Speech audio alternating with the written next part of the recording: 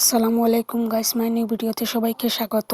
তো ফার্স্টে এই পিকটি দেখেন রিয়েল পিক, তারপর হাই পিক্স দিয়ে এডিট করার পর ব্যাকগ্রাউন্ডটা দেখেন। তো আজকে আমি দেখাবো এই পিকটি কিভাবে এডিট করেছি হাই পিক্স দিয়ে। হাই পিক্স অ্যাপসে আসার পর উপরের দিকে দেখতে পারবেন অলে ক্লিক করার পর আপনার গ্যালারিতে চলে যাবে। গ্যালারি থেকে আপনার পছন্দ মতো একটি পিক বেছে নেবেন।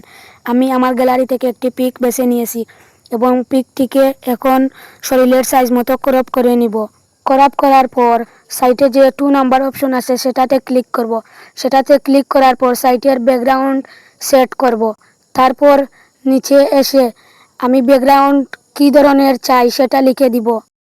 লেখার পর কয়েক সেকেন্ড সময় নিবে এবং যত সময় নিবে ততক্ষণ আমাদের অপেক্ষা করতে হবে। তারপর পিকটি এডিটিং হয়ে আসবে।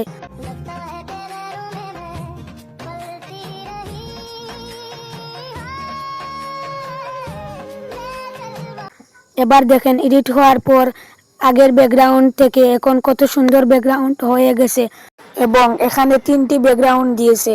3টির মধ্যে আপনার যেটি পছন্দ হবে আপনি সেটি সিলেক্ট করে নিতে পারবেন। সিলেক্ট করে নেওয়ার পর এখানে আরও অপশন আছে, আপনি চাইলে আপনার পিক আরও এডিট করতে পারবেন। কম ব্যাকগ্রাউন্ড আসার পর উপরের দিকে এক্সপোর্ট অপশনে এক্সপোর্ট করে দিলে পিকটি গ্যালারিতে সেভ হয়ে যাবে।